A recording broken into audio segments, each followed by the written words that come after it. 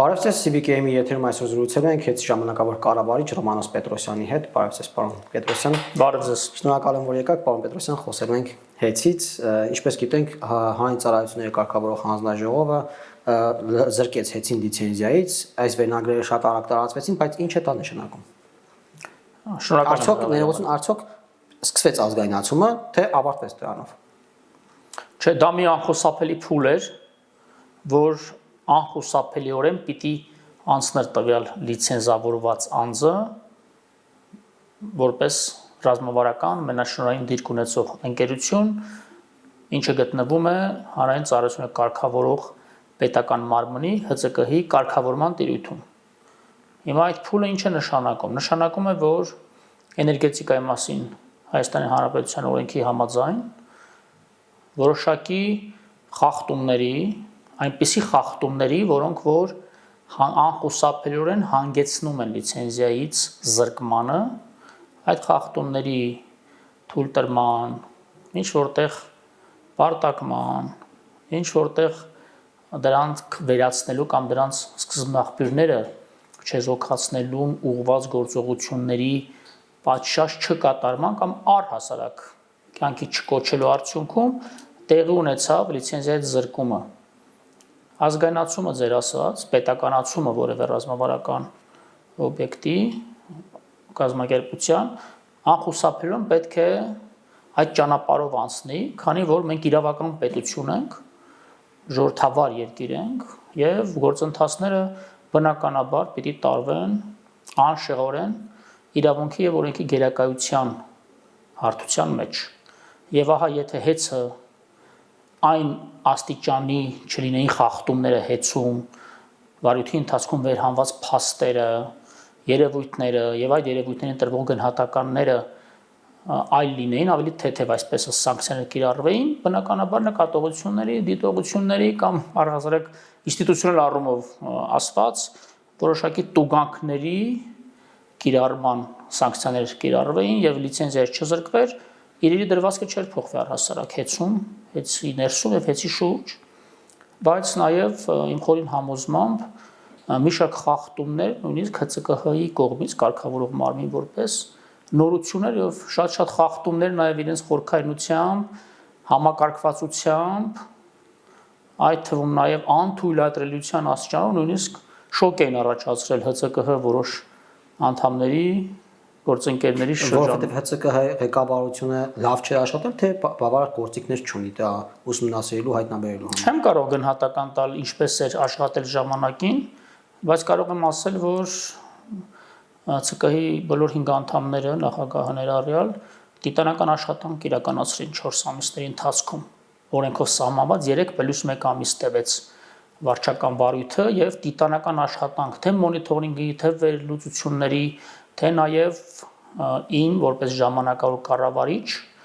լիազորությունների շրջանակում ուսումնասիրությունների, ստուգումների, վերահսկողության արդյունքներով վերհանված փաստերի վերլուծության, ուսումնասիրության, համադրման նաեւ շրջափուլում։ Ես շուրջ 450 պաշտոնական գրություն եմ հասցեագրել 4 ամսվա մեջ ՀՑԿՀ նախագահին, այո, հեծից, որոնց զգալի մասը ընթացիկ խնդիրների մասով, հաշվետվություններ, օրենքով սահմանված, կարգավորելով սահմանված նաև պաշտոնական ընթացակարգային հարցեր եւ այլն, բայց մոտ 6 տասնյակի գրություն ուղղակիորեն առնչվում էր վարույթին եւ վարույթի շրջանակներում վերհանված փաստերին ու փաստաթղթավորմանը։ Եվ վերջնարդյունքում արդեն 6 հիմնավոր պատճառներով հեծը զրկվեց լիցենզիայից։ Ես այստեղ ուզում եմ առանձնահատուկ ներողություն շեշտել, որ այդ 6 պատճառներից միայն մեկը հերիք էր, որ հեծը զրկվել լիցենզիայից։ Մենք 6 առանձին պատճառներ փաստորեն վերհանեցինք, հիմնավորեցինք, փաստաթղթավորեցինք եւ նաեւ ցանկանում առանձնահատուկ արձանագրել, որ շատ ավելի լայն ու համապարփակ ուսումնասիրություններ է տեղի ունեցել այս 4 ամիսների ընթացքում հեծում։ Պարզապես ՀՑԿՀ-ն ուսումնասիրելով, համադրելով ինքը իր մասնագիտական բարդությունները, ստորաբաժանումներն են բնականաբար աշխատանքը նաև հեծի հետ այսպես իրականացրել եւ այդ ամբողջ տեղեկատվությունը վերլուծել, համադրել եւ հանգել այն որոշման նախագծին, որը դրվել էր շրջանության մեջ եւ վերջնարդյունքում քվեարկվեց եւ 4 կողմ 1 դեմ արդյունքներով ընդունվեց որպես արդեն լիցենզիայից զրկման հիմք։ Ուզում եմ ասել, որ լիքը փաստեր, ահագին փաստեր դեռ ուսումնասիրության կամ փուլում են սպայն գտնվում կամ չեն հասցրել կամ պարզապես դրանք չեն համարել որպես լիցենզիայից զրկման լրացուցիչ հիմք եւ մեն այդ 6 հիմնավոր կետերով բավարար ոչ միայն բավարար, այլ 6 առանձին պատճառներով էր այո զրկումը տեղի ունեցել։ Պարոն Պետրոսյան, հաջորդ քայլը ինչ է լինելու, այսինքն ընթացակարգը ինչպիսին է, որպեսզի հասնի կորցը ազգայնացմանը կամ պետականացմանը։ Էներգետիկայի մասին օրենքը նախատեսում է այդ ողջ ընթացակարգերը եւ ահա այդ օրենքի համաձայն լիցենզիայից զրկելու պահից սկսած որոշումը ուժի մեջ մտնելու պահից, ինչը տեղի ունեցել նոյեմբերի 21-ին, երամսյա ժամկետում պետք է կառավարության ներկայացուցիչը, որպես գործադիր իշխանության ներկայացուցիչ, գործադիր մարմնի բանակցություններ վարի ուրվա սեփականատերերի հետ կամ նրանց ներկայացուցիչների հետ, բաժնետոմսերը պետականացնելու ընթացակարգերի, այդ թվում նաև գնի շուրջ համաձայնություն ձեռք բերելու։ Օրենքով սահմանված այդ ընթացակարգերը ենթադրում են նախ հեծի ակտիվների գնահատում, շրջանառու միջոցների, այդ թվում նաև պասիվների գնահատում, քանի որ գիտեք, մի քանի 100 վարկեր, դոլարի, այո, վարկային պարտավորություններ եւ պարտատոմսեր ունի նաև հեծ թողարկած, ընդ որում վարկային պարտավորություն ունի նաև միջազգային հեղինակավոր մի շարք ֆինանսական կազմակերպությունների եւ միայն վերջնարդյունքում իրական, անվանական, ֆինանսական արժեքը օբյեկտիվ եւ իրավական բոլոր գործիքակազմերի կիրառմամբ հայտնի դառնալուց հետո արդեն կառավարությունը պետք է առաջարկ անի սեփականատերերի։ Իսկ եթե չեն համաձայնություն։ Եթե համաձայնության չեն գալիս, ապա երամսյա ժամկետը սպառվելուց անմիջապես հետո օրենքը նախատեսում է Սահմանադրության 60-րդ հոդվածի համաձայն հանրային գերակա շահի ճանաչման ճանապարհով։ Եվ ահա այդ դեպքում արդեն դարձյալ օրենքով Սահմանադրությամբ հենց կարգավորված է այդ ընթացակարգերը միջին շուկայական արժեքի տրամաբանության մեջ որոշակի փոխհատուցումների մեխանիզմներով կառավարությունը պիտի պետականացնի բաժնետոմսերը։ Ավելացնեմ, որ վարչապետը ինքն էլ մի քանի անգամ անդրադարձել է այս հարցին եւ այս պահին կառավարությունում որոշակի ընկալում կա վարչապետի նաեւ մակարդակով, որ երկու հնարավոր ճանապարհ կա այդ թվով քաղաքական որոշում կայացնելու,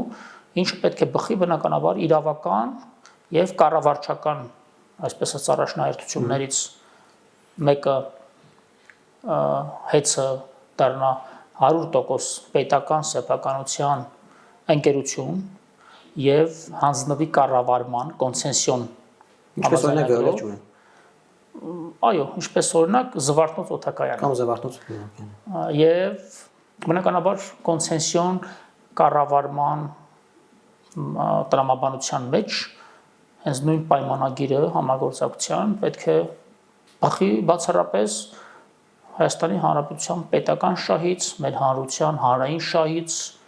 որպեսզի տանանկալումներ չառաջանա հանրության շրջանում ձեր վերած օրինակների մասին։ Որ ված կառավարվի որոշ օրինակների։ Այո, պետությունը պետք է գործիքակազմեր ունենա, որպես սեփականատեր միջամտելու կառավարման ընթացքում ցակած խնդիրներին կամ կանխարգել ճգնաժամերը եւ այլն իր ներկայացուցիչի միջոցով կամ այլ մարմինների ձևավորված օրենքի ուժով եւ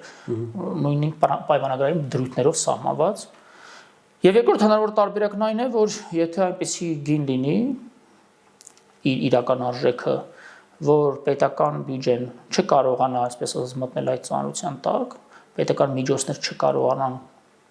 կառավարությունը հատկացնի այդ ձեռքբերմանը, ապա որոշակի մասնաբաժին ամեն դեպքում պետական կլինի, մնացածը կտանենք վերամասնավորեցման ճանապարհով, բայց բոլոր գործընթացները, այդ թվում նաև հնարավոր վերամասնավորեցման ճանապարհը դարձյալ դրվելու է իրավունքի օրենքի գերակայության տրամադրության մեջ։ Խոշոր տարբեր դեպքեր են, ճիշտ է, չի ուզում զուգահեռներ տանել, բայց բոլոր դեպքերում պետությունը այս գործընթացի արդյունքում եւ արդեն ընթացքում կարող եմ ասել վերականգնեց եւ շարունակում է վերականգնել իր ներքին դիմակայությունը,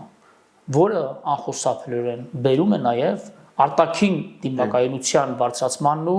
հնարավոր մարտահրավերների ավելի կառավարելի դարձնելուն կամ չեզոքացնելու առհասարակ հենց էներգետիկ ռազմավարական ուղղությամբ Անվտանգային տեսանկյունից։ այո, ազգային անվտանգային ընդհանուր։ Պարոն Պետրոսյան, քաղաքական շարժումները շատ են այս թեմայի վերաբերյալ, հավանաբար կամ վստահաբար ծանոթ եք, հեծը խլելու գործընթացը սկսվել, նշում են դիմությունը կամ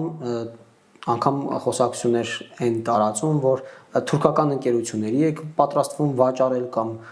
թուրք գործընկերներ ունեք արդեն եւ այլն։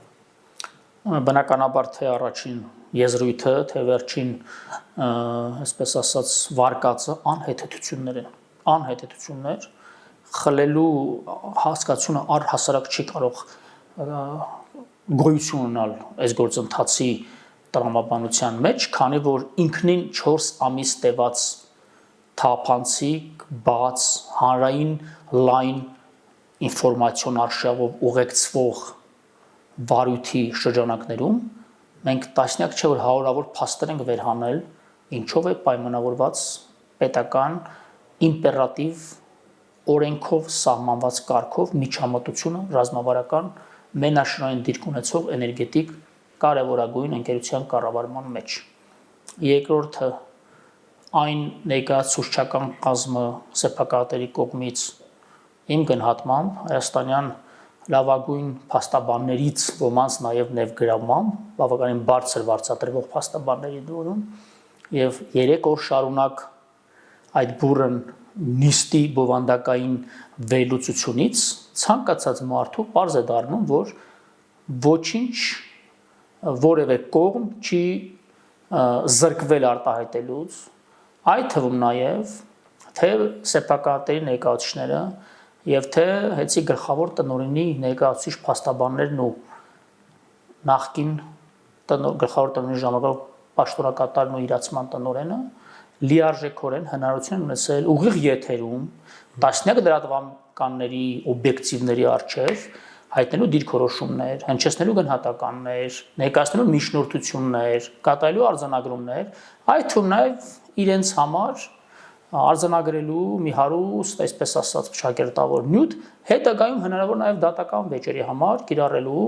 ինչ իրենց իրավունքն է, սահմանադրական իրավունքն է, որը անկախտելի է մեր երկրում։ Պարոն Պետրոսյան, այդ իմաստով մտավախություն չկա, որ իրենք գործ կանեն միջազգային ատյաններ կամ այդպիսի դրույթ։ Արդեն տալ են գործը ըստ էության։ Եվ վերջնական նկատ ունեմ, եւ արդյոք այնտեղ միջանկյալ որոշումներ կարող են լինել, որով կխաթավի գործունեությունը հեծի, ինչ-որ արգելանքներ դնելով եւ այլն, որովհետեւ գիտենք, որ արբիտրաժային այդպիսի որոշում կա, եւ սա ինչպես կմեկնաբանեք դուք։ Տեսեք,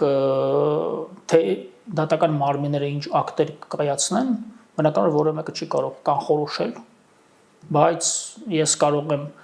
երաշխավորել, որ այն գործողությունները, այն որոշումները, որ տեղի են ունեցել մինչև օրս եւ իմ նաեւ որպես ժամանակավոր կառավարիչ մինչև իմ լիազորությունների ավարտը առնվազն իմ մասով ես կարող եմ երաշխավորել, որ բոլոր որոշումների ու գործողությունների հիմքում դրվել է Հայաստանի Հանրապետության պետական շահը, մեր հանրության հանրային շահը, որոնք զուգորդվել են նաև սեփականատերի օրինական շահերով։ Ինչ եմ շեշտում օրինական շահերով, որովհետև հեծում խաչվել են բազմաթիվ ապօրինի շահեր, օրենքից դուրս շահեր, կլանային շահեր, հովանավորչական եւ կոռուպցիոն առերևույթ գործառնությունների այդ տրամաբանության մեջ եւ այլն։ Իսկ դե ինչ որոշում եւ ինչ ակտ կկայացնի որ դատարանը բնականաբար դա թողեք ժամանակին, բայց Հայաստանի Հանրության շահը պաշտպանվելու է բոլոր մակարդակներում, ինչպես արվել է մինչ օրս այս գործընթացի ողջ տևողությամբ։ Որովհետև Նարեկ Կարապետյանը եւս ձեզ մեղադրում էր իր պատասխանների մեջ, նա ասում էր սեփականատեր եք փոխում, ոչ թե ազգայնացնում եք, եւ հայից առնում եք, տալիս եք լոյալ, ձեզ լոյալ իշխանական նկատի ունի շրջանակներին լոյալ մեկին։ Ես որևէ բան չունեմ մեկնաբանել ձևակերպել, որովհետև ինքնին ձևակերպումը որևէ հիմքից զուրկ է եւ ամենայն հարգանքով Նարեկ Կարապետյան անձի նկատմամբ, բայց այդ ձևակերպումները շատ անհեթեթ են հնչում, քանի որ մեր հանրությանն արդեն իսկ պարզ է գործընթացը ինչի մասին է, գործընթացը ինչի մեջով է անցնում եւ նաեւ պատահական չէ, որ ես գրեթե ամենօրյա գրառումներով իմ Facebook-յան պրոֆիլից, նաեւ պաշտոնական մեյլինգների, ուրեմն լրատվականներով իրազեկում ենք մեր հանրության բոլոր շերտերին գործընթացների ողջ մանրամասներից, որպեսզի որևէ մի տարանկալում կամ ապա տեղեկատվության որևէ թեզ, որը որ շրջանության մեջ է դնում բնականաբար այն շրջանակներից, ովքեր որ դժգոհ են այս իրավական եւ օրինական գործընթացից, հանրության մոտ հանկարծ նստվածք չառաջացնում։ Պարոն Պետրոսյան, իջեցրեք սակագինը, ասում է Սամվել Կարապետյանի եղբորորդի Նարեկ Կարապետյանը։ Չէ, պարոն Պետրոսյան, պարոն Մեսրոպյան ասում։ Պարոն Մեսրոպյան, հա։ Որտե պարոն Մեսրոպյանը ղեկավարած հանձնաժողովն է իջեցնող կամ բարձրացնող։ Հիմա ասում են սակագինը իջեցրեք, որովհետև մենք հաշվարկ ենք արել, տեսնում ենք, որ հնարավորություն կա, ասում են մենք էլ ենք պատրաստվում իջեցնել, անգամ երբեմն ժամանակ առաջ դիմել ենք ՀՑԿՀ-ին, մեժում ենք ստացել, հիմա պահանջում ենք իջեցնել սակագինը։ Քանի որ հարցի ու հասցեատերը ես չեմ, ոչ էլ այդ լիազորությունն ինձ վերապահված։ Բայց այդպես հնարավորություն կա։ Ես զերծ կմնամ դրա մասով որևէ պատասխան հնչեցնելուց եւ ինքնին որակելով այդ հայտարարությունը բացառապես քաղաքական կոնյունկտուրայի մի մաս, ինչը նաև պայմանավորված է մի քանի ամսից մեր երկրում նախատեսվող հերթական համապետական ընտրություններով, վստահաբար ես այդ հայտարարությանը պարզապես կարձագանքեմ քաղաքական տեքստով։ 9 տարուց ավել իրենց սեփականությունն է հանդիսացել, իրենք են կառավարել, իրենք են տնտեսվարել, իջեցնեին ով իրենց ասում եմ մենք մի ամիսներ առաջ դիմել ենք ՀՑԿՀ-ն մերժել է։ Չնայած չի ասում որ ամբողջ խանութը պարոն Մեսրոպյանը հարցին անդրադարձել է, ես չեմ ուզում մտնել ոչ այդ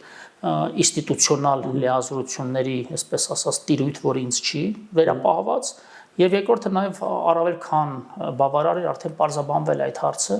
բայց ես ուրիշ բան ասեմ, որքանով որ հեծի հնարավոր նախաձեռնությունը կամ առհասարակ հեծի տնտեսվարման այդ մարժայի եւ մնացած ներդրումային ծրագրերի մասով այդ ծախսերի ինքնարժեքի համադրության սակագնի կառուցվածքի մեջ կարևոր արգումենտներ են, այո, բաղադրիչներն իրավացիեք, բայց նաեւ միայն հեծից չի կախված սակագնի իջեցումը կամ բարձրացումը, բայց հեծ իր մասով երկար ժամանակ վստահաբար հնարավորություն ուներ նման նախաձեռնությամբ հանդես գալու նախորդ տարիներին ելնելով այն իրավիճակից, որ հիմա մենք վեր ենք հանում, ուռճացված գնումներ,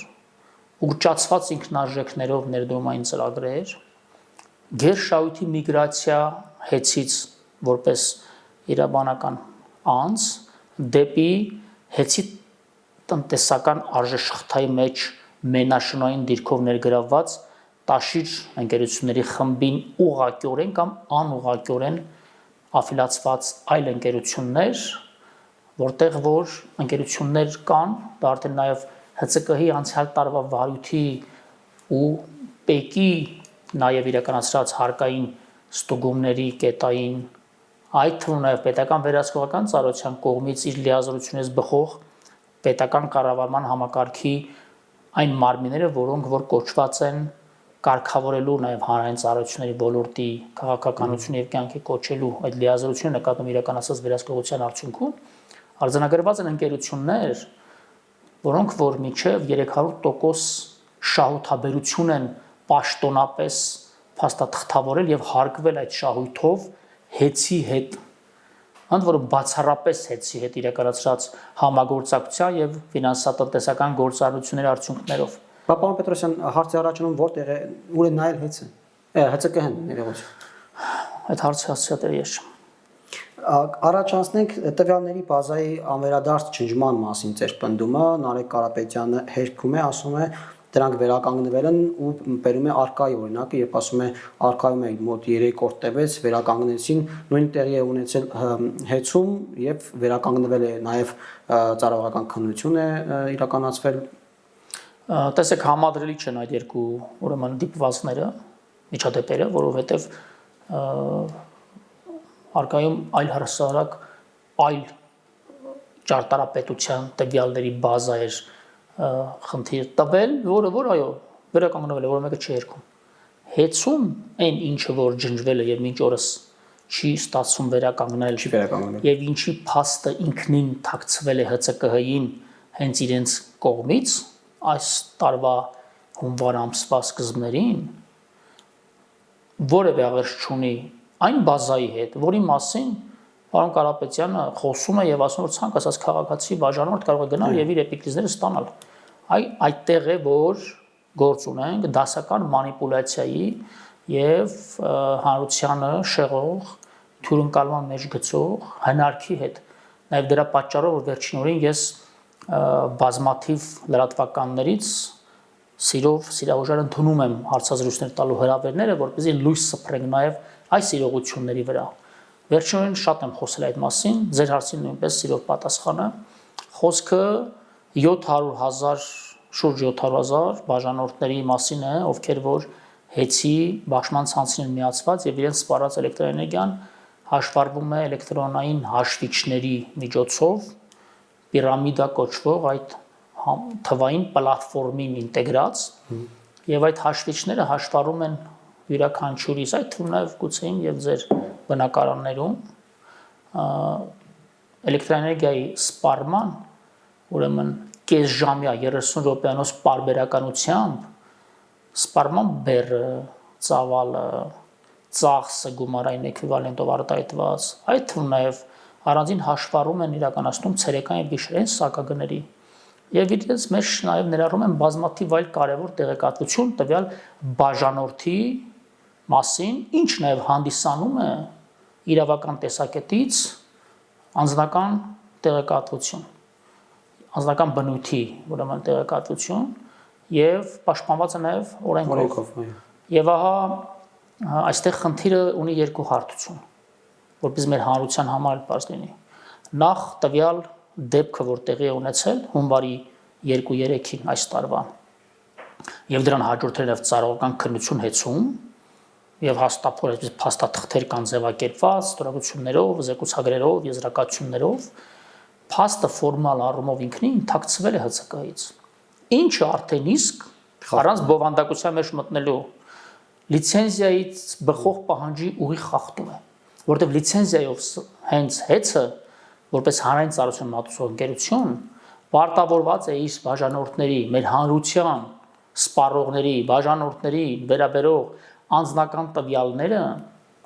պահելու երաշխավորված անվտանգ միջավայրում չփոխանցելու երրորդ կողմին առանց օրենքով սահմանված դեպքերի եւ կարգի եւ պատասխանատու է դրանց անխաթար պահպանման, գործարկման ու կիրառման համար, որը որ օրենքով եւ ՀՑԿ հենց իրավակարգավորումներով սահմանված է ողջ ընթացակարգը։ Եվ ահա այդ դեպքը առերևույթ պարտակելը ինքնին արդեն ենթադրում է ոչ միայն լիցենզիայի զրկում, այլ այդտեղ կա նաեւ առերևույթ հանցակազմի տարեր։ Իսկ գուցե կանխամտածված է վերացվել այդ բազան։ Իսկ գուցե արտաքին միջամտությունը, այո, հնարավոր է։ Դա ի՞նչն է վերականգնվել, եթե դա նախաքննություն է կպարզի, ասեմ, որ ես այդ մասին տեղեկացվելուց անմիջապես հետո ուսումնասիրել եմ փաստաթղթերը, պաշտոնապես հավաստիացումներ եմ ստացել հեծի տարբեր կալիբրի պաշտոնյաներից, այդ թվում նաև ժամանակին աշխատող եւ պատասխանատու ստորաբաժանումի ղեկավարներից, որ ՀՑԿ-հն այդ մասին չի իրազեկվել պաշտոնապես։ Ես առաջնահերթ պաշտոնական գրությամբ այդ ողջ տեղեկատվությունը փոխանցել եմ ՀՑԿ-ը, այդ թվում է վարույթի շրջանակներում վերլուծելու տեղեկատվություն։ Ինչպես նաև բնականաբար հաղորդում եմ ներկայացրել գլխավոր դատախազությունն, ինչի հիմամբ քրեական վարույթ է նախաձեռնվել։ Այժմ նախաքննություն է իրականացվում քննչական մարմիններում։ Եվ երկրորդը դա ֆորմալ առումով, եւ երկրորդը արդեն բովանդակային մասով այդ տվյալների բազան, ուրեմն առանձին որպես թվային պլատֆորմում պահվող առաջնային ինֆորմացիա իրենից գեներացվում է բիլինգի համակարգում արդեն ծախսումների տվյալները։ Ընդ որում այստեղից դեպի բիլինգի առանձին համակարգ տեղեկատվությունը չի արտացում թվային, այսպես ասած, թվայնացված գործիքակազմով, այլ մարդկային գործոնով ձեռքով է ներբերվում։ Մեխանիկական է։ Այո։ Ինչը այն վարկածն է ամրապնդում, որ գուցե առերևույթ նաև գործում է մեխանիկական վերականգնում։ Փաստերի թաքցում, չէ, վերականգնելու մասին չի խոսքը։ Խոսքը տվյալների բազայից, որը ջնջվել է եւ այս բային գոյություն ունի ու չենք կարող վերականգնել դեռևս ցավոք, բայց ջանք այս բանը դարձյալ դրվում է։ Դրանից բխող ծախսումները արտացոլող բիլինգի առանձին համակարգ կա հեծում, որի հիման վրա սպառողներին ֆիզիկայի եւ իրավաբանական անձանց վճարման հաշիվները ներկայացնում, այդ էպիկրիզ կոչվածները։ Հիմա այս բազայից արտացվել են այս բազայում ձևավորվել են ամսական կտրվածքով ծախսումներ եւ ներկայացնում են քաղաքացին։ Այսօր էլ կարող ենք 18 թվականի հունվարի 1-ից մինչեւ 24 թվականի նոյեմբեր ընկած հատվածը, որ սկզբնաղբյուր հանդիսացող բազաներում ջնջվել է, բիլինգի համակարգում ամսական կտրվածքով պահպանվել է։ Այսինքն դրանք ունենք մենք հիմա։ Այո, որ մեկը չի հերքում, բայց դրանց ծագումը, իսկությունը արդեն ելակետերը չկա։ Այո, որ բխում է ելակետային բազայից, բազան չկա եւ վիճարկելու առումով բավականին բարդ է լինելու այս թվերը հիմնավոր առանց այս բազայի։ Եթե ես հիմա դիմեմ եւ ասեմ հիմնավորեք, չեն կարողանա հիմնավորել։ Խոշոր հաշվ, այո։ Կարող ենք այլ գործիքակազմով հիմնավորել, ընկերության լավագույն շահը պաշտպանելով դրա մասին չի խոսքը, բայց տեխնիկապես, տեխնոլոգիապես այս թվերի սկզբնաղբյուր հանդիսացող ելակետային տվյալներն են ջնջված, իսկ որ իրենք ասում են վերականգնել ենք, իրենք փորձ են կատարել այստեղից հետադարձ կապով վերականգնել այստեղին, որը ամսական կտրվածքով փոքրի շատ է ստացվել է, բայց եթե սկզբնաղբյուրը գոյություն չունի եւ սկզբնաղբյուրից ձեռքով արտացված բազայից հետ ենք վերականգնում, այլ տեխնոլոգիապես չենք վերականգնում մայր ինֆորմացիոն այդ տվյալների բազան, ապա դա վերականգնել, անվանել ճիշտ չէ։ Եվ նաև կարող եմ թույլ տալ ասել, ազնիվ չէ։ Այո, պարոն Պետրոսյան, նաև աշխատավարձերին եւ հասնիկացուցակին անդառնանք, դուք անընդհատ նշում եք, որ պարազիտ հասնիկներ են եղել, ուռճացված հասնիկներ եւ նաև աշխատավարձեր, բարձր ղեկավարությունը բարձր աշխատավարձեր է ստացել, նաև պարգևավճարներ, արդյոք եւ Նարեկ Կարապետյանը կրկին ցես հերքելով կամ պատասխանելով նշում է, որ օրինակ աշխատավարձերը դա հաստատում է հանրային ծառայությունների կարգավորող հանձնաժողովը, իսկ պարգևավճարները ինքը Սամվել Կարապետյանը 11 միլիարդ դրամ իր գրպանից վճարել է պարգևավճարներ։ Պարոն Պետրոսյան, նախ պարգևավճարներն է ՀՑԿ-հն հաստատում, թե միայն աշխատավարձերը եւ ինչպես կարձագանքիք սրան, որովհետեւ ասում է դա գնի մեջ չի ներառված։ Պարոն Կարապետյանը իր գրպանից է տվել։ Տեսեք, ամենայն հարգանքով Կարապետյանների ընտանիքին որպես գործատու, Ամերիկում տնտեսվարող խոշոր, այսպես ասած, նաև մասշտաբի գործարարներ, կոնկրետ ՀՑԿՀ-ի եւ իրենց որպես սեփականատեր կայացող որոշումները միմյանց հետ, այսպես ասած, ընտրողական, խտրական ձևով պայմանելու կապելը դարձյալ էլի ասեմ ազնիվ չէ, մեղմ ասած, որովհետեւ կարծես թե պարոն Կարապետյանը եւ իր մերձավոր շրջապատում մի միտում եմ ես արձանագրել, ընդ որում որի այսպես ձևակերպում առաջ անգամ հնչեցնում ձեր եթերից, այն փաստերը, այն փաստակները, որոնք ես պաշտոնապես հնչեցնում եմ, դրանք գնահատականներ չեն, դրանք փաստեր են փաստաթղթերի հիման վրա արկա տեղեկատվության, վիճակագրության եւ ձեռքի տակ եղած պաշտոնական տվյալների, ուրեմն վերլուծության արդյունքում դրանք փաստեր են։ Եվ այն փաստերը, որոնք ես հնչեցնում եմ, իրենք այդ փաստերին որպես կանոն արձագանքում են լրիվ այլ հարթության, լրիվ այլ տրամաբանության, լրիվ այլ փաստերի մասին խոսելով։ Ես ասում եմ մենք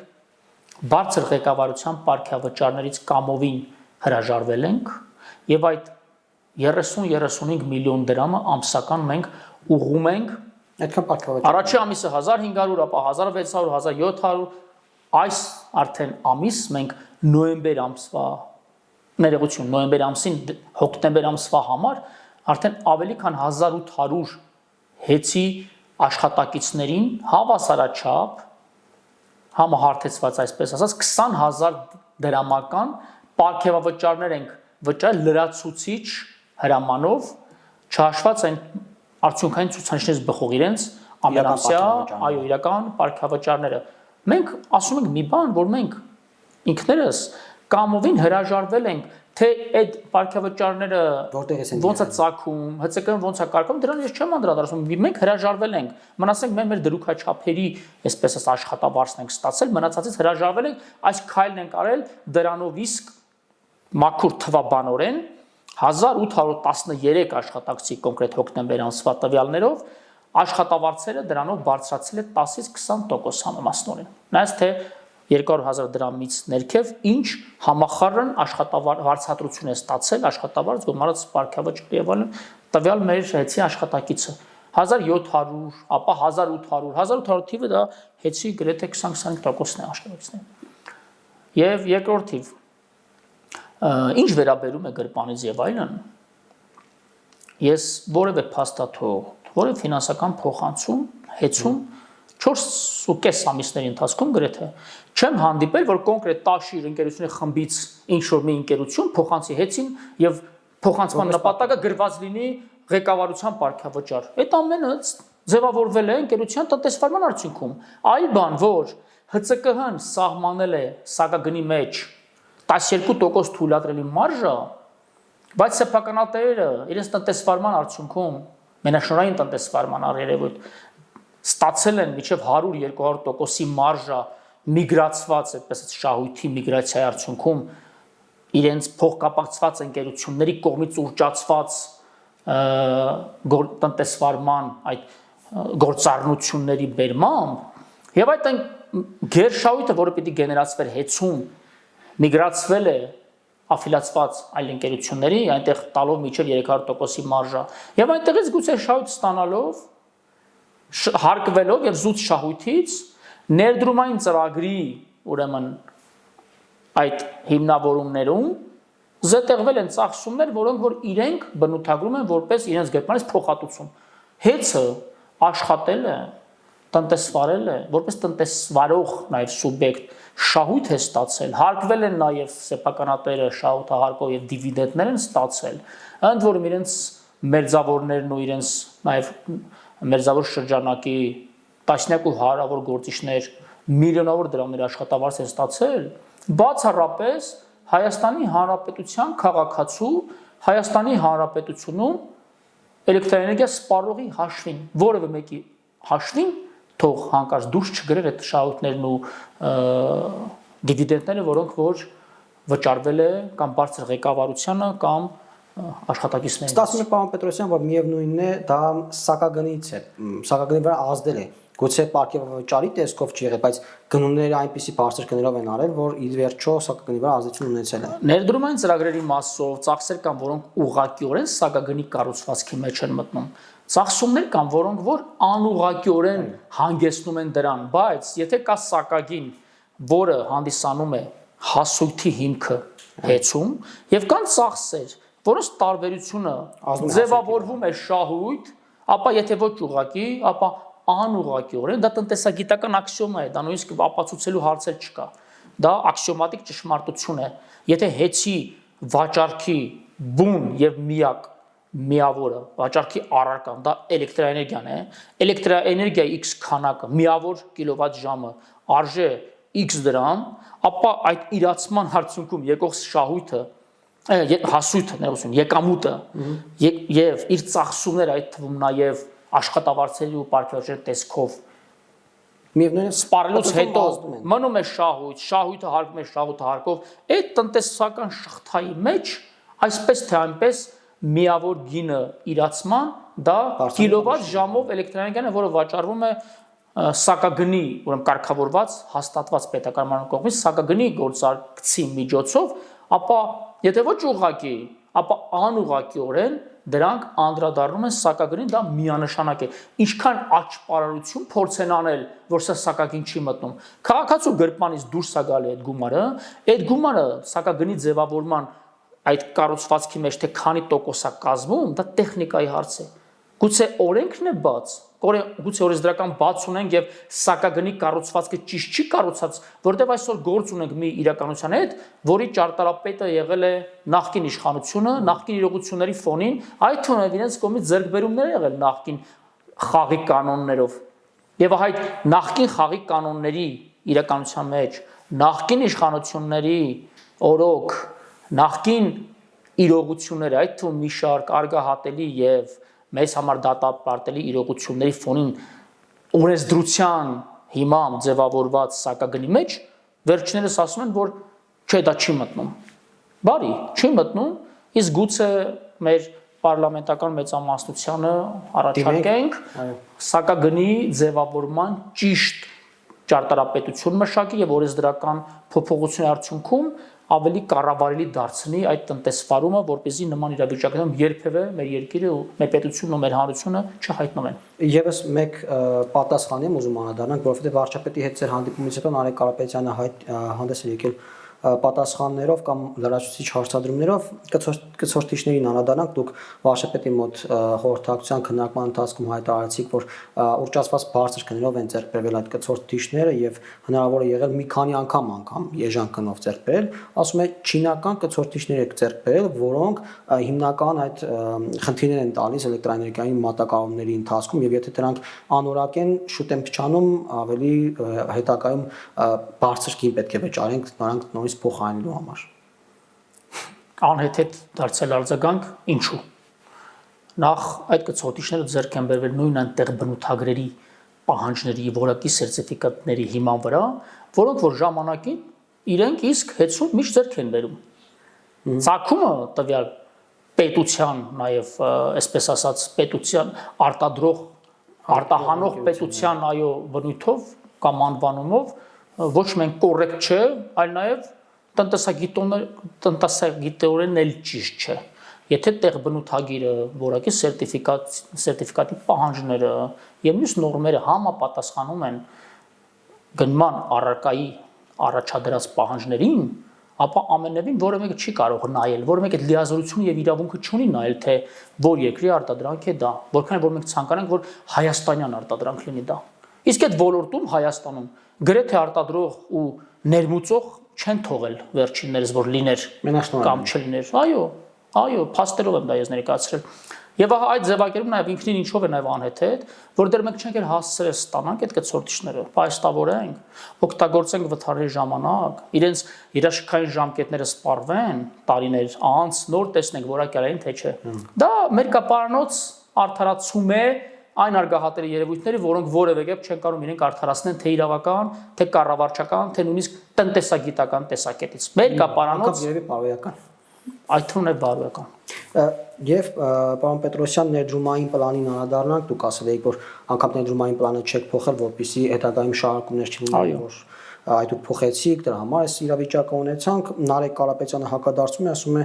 մենք ներդրումային պլանով 46 միլիարդ ներդրումներ պետք է արդեն իրականացրած լինենք, դուք կեսն եք արել, 23 միլիարդ դրամ չի ներդրվել, այսինքն Հայաստանում 50 միլիոն դոլարի ներդրում չի եղել այս տարի, որը աշխատավարձեր են, հարկեր են եւ այլն։ Ես ճիշտն ասած, պարոն Կարապետյանից շատ ավելի խորքային, շատ ավելի փաստարկված,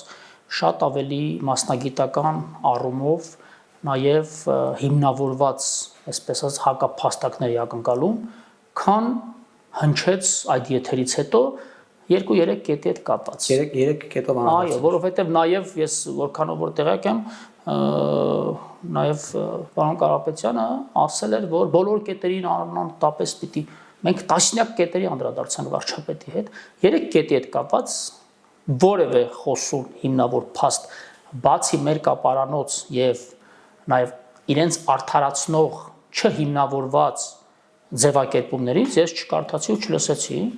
Հիմա կոնկրետ այդ դեպքի հետ կապված էր, ես ես փաստերով կապված ուրեմն ներկայացնեմ իրավիճակը։ Վարույթը հարուցվել է հուլիսի 18-ին, երբ 25 թվականի արդեն կեսից ավելին անցել էր։ Վարույթի հարուցման եւ իմ նշանակման պահին ներդրումային ծրագիրը հեծում իրականացվել էր ընդամենը 27%-ով։ Այսինքն պետք է 50 լիներ օրինակ։ Այո, նվազագույն պետք է 50 լիներ, համաչափորեն օրացուցային տարվան 6 ամիս սեզոնային բնույթ։ Ոչ, սեզոնային բնույթ կարող շինական աշխատանքներ եղած լինի, բայց դե ինչպես տարվա սկզբին է ձմեռ, ապա վաղ գարուն, տարվա ավարտին էլ ուշ աշուն եւ ձմեռ դարձել։ Այսինքն համամասնորեն օրվա կառավարիչները եւ գործադիր կառավարումն իրականացնողները միջև վարույթ հարուցել է եւ նշանակումը պետք է օրացուցային աշխատանքների այդ ռոդմափը ճանապարհային քարտեզը կազմած լինեին եւ եթե տարվա կես անցել է, ապա տրամաբանորեն 50%-ը պիտի անցած լիներ։ Իրականացնել 1/4-ը գրեթե 27%-ը։ Ընդ որում մենաշնորային մոնոպոլ տնտեսական արժեշղթայի եւ կատարողն է իրենց ընկերությունը ուղղակի թե անուղղակի եւ նախագծողը եւ մատակարարողը եւ արտադրողը եւ երաշխիքային սպասարկումը եւ տեխնիկական հսկողությունը նույնիսկ իրականացնող իրենց ընկերությունն է։ Դե թողանեին 55% արված լիներ, այսօր համասարին կհամադրեին քանի տոկոսն արված, բայց ուրիշ բան ձեզ ասեմ։ Այսինքն կեսով չափ հետը հիմա էլ է կեսով չափ հետը ըստ էության։ Ըստ էության այն տեմպը, որ իրանք ունեին, մենք արագացրել ենք, բայց նաեւ մենք ինչի մեջով ենք անցել։ Մենք ջախջախել ու արմատախիլ ենք արել մոնոպոլիան հեծում, եւ եթե հեծի ամբողջ այդ տասնյակ միլիարդավոր, այսպես ասեմ, 25 թվականին ՀՑԿՀ-ն հաստատել է 48 միլիարդ, 47 քանի միլիարդ բյուջեի հասնող ներդրումային ծրագիր հեծում, 26 թվականի համար հաստատված է 44 միլիարդ։ Այսինքն խոշոր հաշվով գրեթե 100 միլիարդի 2 տարվա, ինչը ուղղակիորեն սակագնի մաս է կազմում։ Դա էլ չեն կարող շարքեն ասես, դա հենց դրանով է շարքագինը նաև կառուցվում, եւ ահա այդ մոտ 2 տարվա կտրվածքով գրեթե 100 միլիարդի ներդրումային ծրագրի տնտեսական արժեշղթայի մեջ ներգրաված էին 1.5 տասնյակ ընկերություններ, բացառապես բոլորը ուղիղ կամ անուղղակի պատկանում են կամ տաշին ընկերությունների խմբի սեփականատերին կամ իրենց մերձավոր շրջապատին։ Այս պահին մենք արդեն 1 տասնյակից ավելի բաց թափանցիկ ներառական գնման գործընթացներ ենք իրականացրել, շուկայի ուսումնասիրություն, գնահարցում, գնանշում, եւ այդ գործընթացներին ներգրավել են 200-ից ավելի տնտեսվարողներ։ Ինչը անխուսափելիորեն բերել է եւ մրցակցության աճին, այո, եւ տնտեսական միջավայրի ակտիվացմանը եւ մասնավորապես էներգետիկ ոլորտի անխուսափելի զարգացմանը հանգեցնելու։ Եվ մի 2-3-5 օրինակներ ես արդեն վերջին վկայակոչել եմ, եւ ձեռքբերումները, եւ օրինակ տեղհսկողության ծառայության ձեռքբերումը, եւ գնման արականուն ձեր կցորդիչների նշած մալուխների, արդեն նաեւ որոշ տրանսֆորմատորների մասով մենք ունենք ցածր գներ, որոնք որ անվանական ի սկզբանե մատակարարվել են տարիներով տևական շրջանի։ Եթե կոնկրետ ուժային մալուխը մատակարարվել է 30,000 դրամով գծամետրը, ապա այսօր մատակարարվում է 18,400 դրամով։ Եթե նույն տեսակի, նույն բնույթի կցորդիչի հատը մատակարարվել է, ասենք 20,000 դրամով, այսօր հատը մատակարարվում է 8,000 դրամով, այդպես շարունակ։ Հիմա ներդրումային ծրագրի այդ մոնոպոլ վիճակը արմատախիլ անել, շուկայի ուսումնասիրություն անել, գնահարցման գործընթաց անել եւ վերջում գնման գործընթաց հայտարարել, ինքը ինքնին օբյեկտիվորեն գործողություններին անհրաժեշտ է լինում 1-1.5-2 ամիս, այսինքն նախանշված խիստ սեղմ ժամկետների օբյեկտիվորեն ուշացումներ են տրվում, բայց մյուս կողմից, եթե ելակետային պահին տարվա օրացուցային, այսպես ասած, ժամկետի համադրմամբ մենք ունենք տարվա կեսից անց ժամկետում 27% կատարողական, ապա առնվազն դրա հեղինակներն ու կատարողները ժամկետներից պիտի լռեն։ Պարոն Պետրոսյան, վերջում ուզում եմ սակագնով ավարտենք, քանի որ դուք նաև քաղաքական թիմի մարդ եք եւ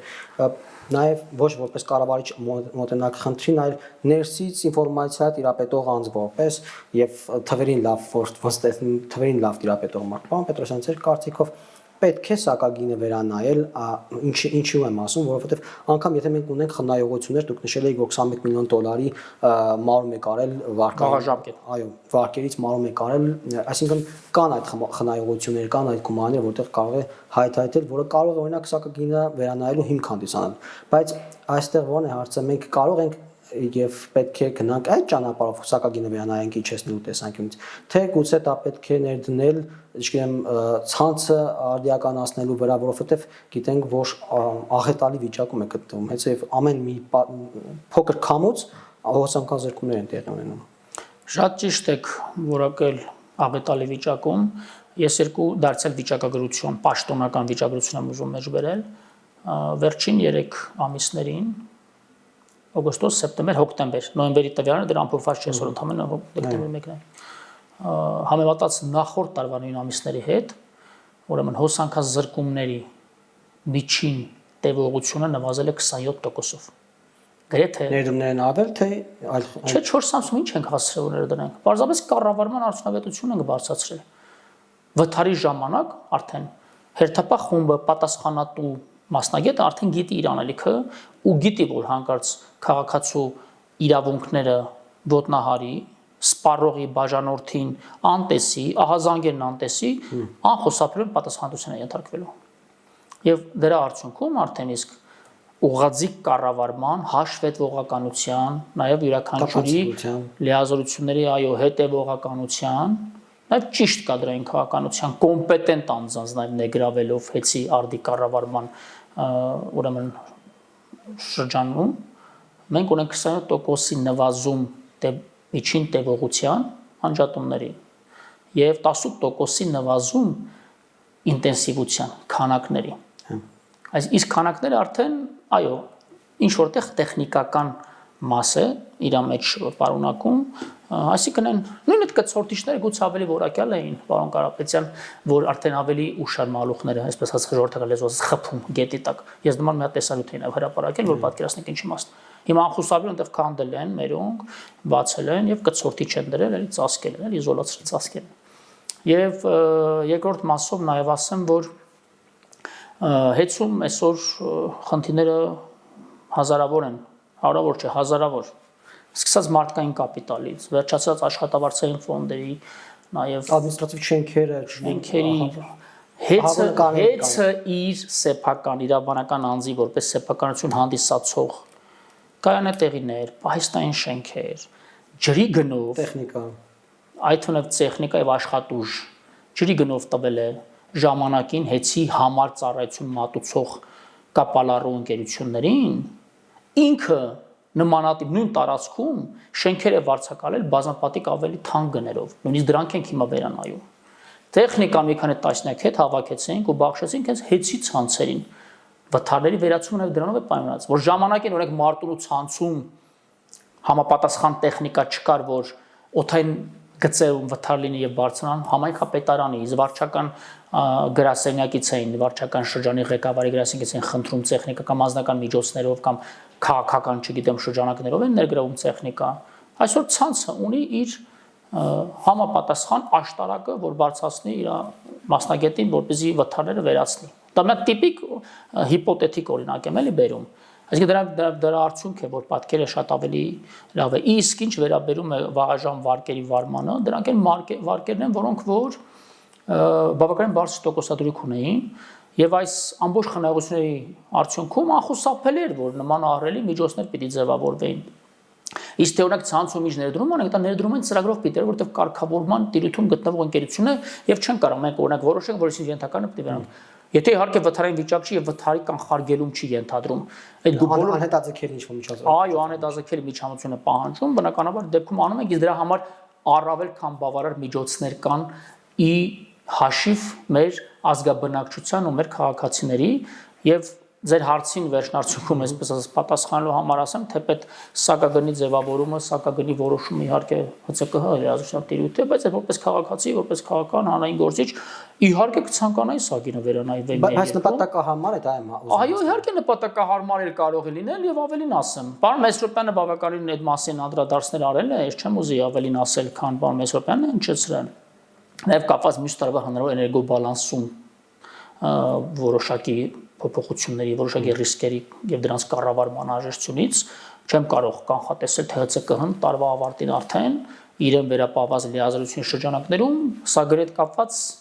ինչ կորոշի, բայց արձանագրենք, որ հետխորհրդային երկրներում,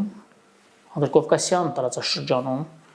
Միջին Ասիայի երկրներում, Մերձավոր Արևելքի մեր հարևան այս երկրներում ամենաբարձր սակագինը մեր երկրում է։ Եվ այն դեպքում, երբ որ մենք ունենք ատոմակայան։ Այն դեպքում, երբ մենք ունենք ատոմակայան, ունենք արևային էներգետիկայի զարգացման ահռելի ներուժ, արևային օրերի քանակով եւ մեր տեղադիրքով աշխարհագրական։ Ունենք մի քանի տասնյակ փոքր հիդրոէլեկտրականներ, որոնք այսպես թե այնպես արդեն բնության ու էկոլոգիական խնդիրներ են ստեղծում տվյալ տարածքներում, եթե բնության եւ էկոլոգիայի համար, շրջակա միջավայրի համար խնդիր է ստեղծում, ապա առնվազն դրանց հարությունը քիչ վճարի, համ թանկ է վճարում, համ էլ բնությունն է վճարում իր։ Եվ նաև ունենք ջերմաէլեկտրականներ մի քանի։ Եվ այդ ամբողջի համատեքստում այն սակագինը, որ այսօր ունենք, եւ մեր քաղաքացին վճարում այդ սակագնով, որպես քաղաքացի գնահատեմ արդարացիչ է։ Շնորհակալ եմ, պարոն Պետրոսյան։ Ես եմ շնորհակալ։ CVK-ի եթերում զրուցեցինք Ռոմանոս Պետրոսյանի հետ, ցտեսություն կհանդիպենք։ Չմոռանաք հավանել տեսանյութը եւ բաժանորդագրվել CVK-ի YouTube-յան էջին։